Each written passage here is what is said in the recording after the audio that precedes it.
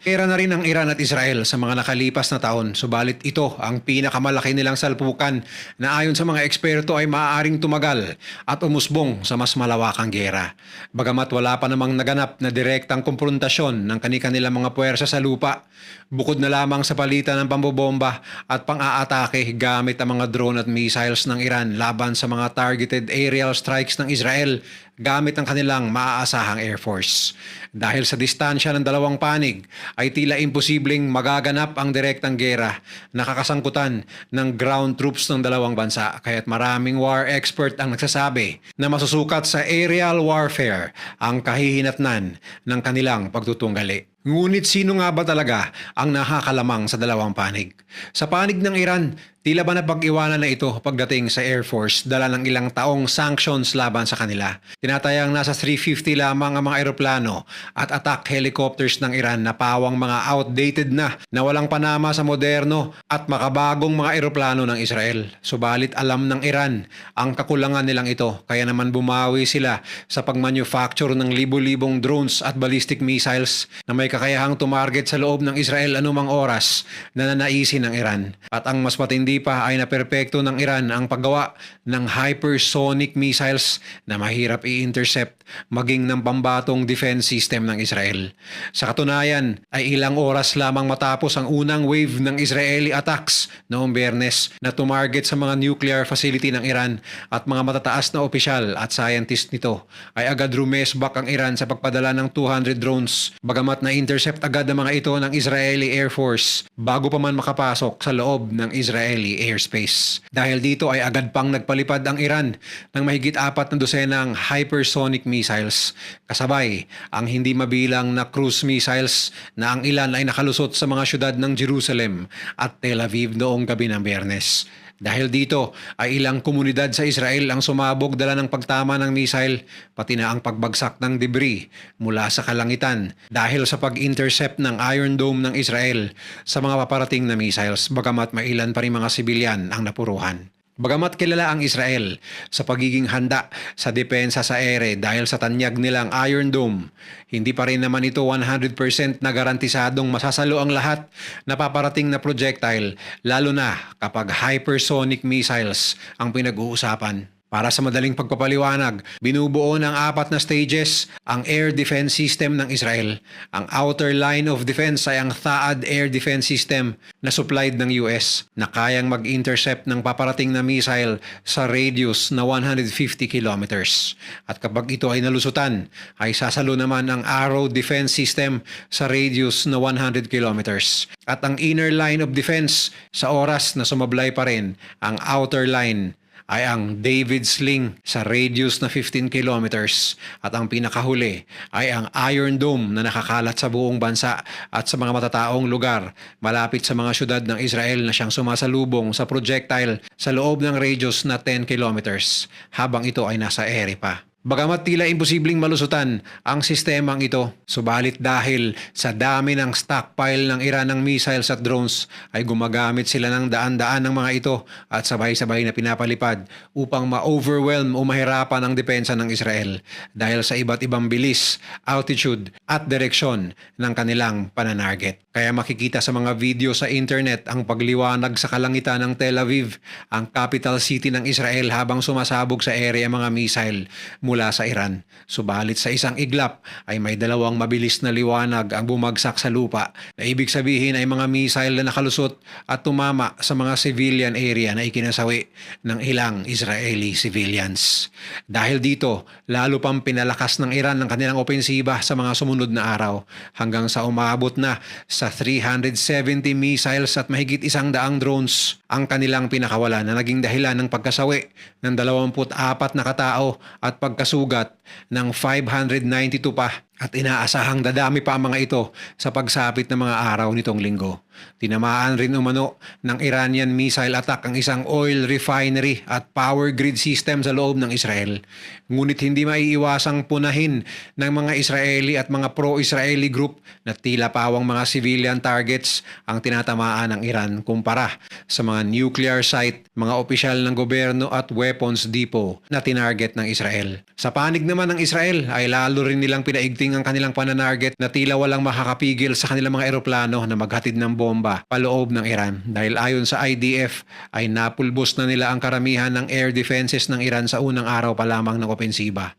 at nagpadala pa sila ng karagdagang 70 fighter jets sa pangalawang araw na ang tanging misyon ay targetin lamang ang mga depensa ng Iran. Kaya't ayon sa mga eksperto ay malaya na ngayon ang mga eroplano ng Israel na makalabas-pasok sa Iran anumang sandali na kanilang nanaisin na walang palag mula sa Iran.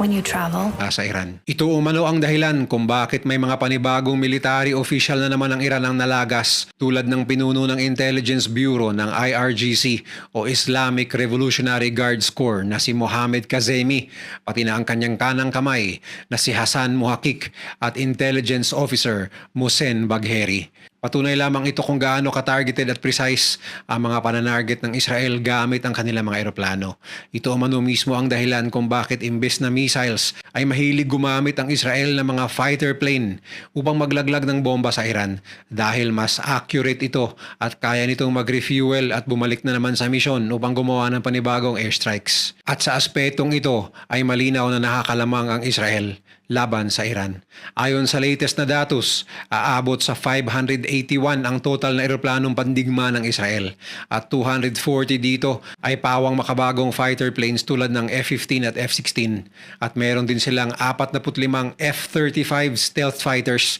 na madalas nilang ginagamit sa paglaglag ng bomba sa loob ng Iran dahil sa tila imposible itong madetect ng radar. Bukod sa intelligence chief na napatay, ay tagumpay rin umanong tinamaan at napaslang ng Israel ang 4 pang matataas na general ng IRGC noong unang araw pa lamang na sina Mohammad Baghderi, Hussein Salami, Golami Rashid at Amir Ali Hajizadeh. Karamihan naman sa kanila ay napaslang habang nasa loob ng kanilang mga tahanan sa Tehran sa pamamagitan ng laser-guided missiles na pinakawala ng mga eroplano gamit ang impormasyong bigay sa kanila ng Mossad operatives na nakapasok sa loob ng bansa gamit umano ang cellphone signal mula sa telepono ng mga naturang opisyal at internet data na na-access ng Mossad. Bukod sa mga general ay napaslang din ang isang mataas na opisyal ng nuclear program ng Iran na si Feridun Abbasi at 4 pa niyang mga kasamahang scientists na may mahalagang papel din upang maisulong ang kanilang paggawa ng nuclear weapons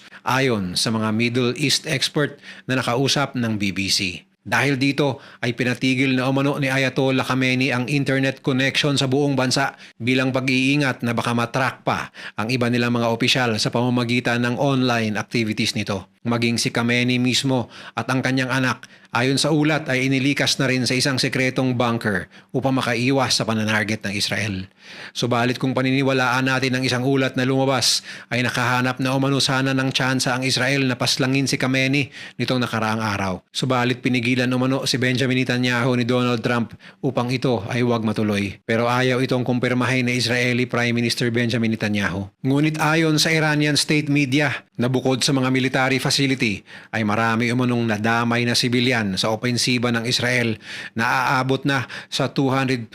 katao at nakiusap ang pamunuan ng Iran sa mga bansa sa gitnang silangan na makiisa sila laban sa Israel. Dahil sa dami ng sibilyan na nadadamay, muling naglabas ng mensahe si US President Donald Trump na may tsansa pa umano ang Iran na makipagdialogo upang mahinto ang gulo. Subalit nagpahayag ang Iran na wala silang balak na ito'y gawin hanggat hindi nila natatapos ang counter-offensive nila laban sa Israel. Dahil sa civilian casualties, agad namang nilinaw ni Israeli Defense Minister Israel Katz na wala silang intensyon na saktan ng mga residente ng Tehran kasunod ng kontrobersyal niyang pahayag na ginawa noong umaga ng parehong araw sa social media platform na X. Gusto kong linawin na wala kaming layuning saktan ang mga residente ng Tehran, di tulad ng ginagawa ng isang mamamatay taong diktador ng Iran laban sa walang habas nilang pananarget sa mga mamamayan ng Israel. Ayon pa kay Katz. Ngunit sa kanyang paglilinaw, idinagdag niya na ang mga taga-Tehran ay kailangang magbayad ng kapalit sa diktadoryang kanilang sinuportahan at kung ayaw nilang madamay ay lumikas na sila mula sa kanilang mga tahanan at sa mga lugar na malapit sa mga military site at nuclear facility na obvious na tatargetin ng Israel. Sa kabila ng mensahe ni Trump Tumanggi ang Iran na makipagnegosasyon sa Estados Unidos habang patuloy umano ang pag-aatake ng Israel sa mga lungsod nito. Ayon sa isang Iranian diplomat na nakausap ng CNN, sinabi rin ng naturang diplomat na hindi totoo ang mga ulat na humiling ang Iran sa Oman at Qatar na mamagitan para sa tigil putukan sa Israel at muling simulan ng negosasyon ukol sa nuclear program nito. Dagdag pa ng diplomat, walang eksaktong petsa kung kailan matatapos ang gagawing pagganti ng Iran. Samantala, sinabi ni Oman Foreign Minister Badir bin Hamad al-Busaidi na kanselado na ang ika-6 na round sana ng negosasyon sa pagitan ng Tehran at Washington na dapat sanay naganap sa Oman kahapon. Gayunpaman, idiniin niya na ang diplomasya at dialogo ay ang tanging daan lamang tungo sa pangmatagalang kapayapaan. Gayunpaman, sa pahayag ni Iranian Foreign Minister Abbas Araghchi nitong Sabado, sinabi niya na hindi makatarungan ang pakikipagnegosasyon sa Estados Unidos sa gitna ng mga pag-atake ng Israel sa kanila, kaya wala silang balak na gawin ito. Samantala, hindi lamang mga tao sa Iran ang nagdiwang sa tagumpay na pagpasok ng ibang missiles ng Iran sa Israel, dahil pati ang mga Palestino ay nagdiriwang din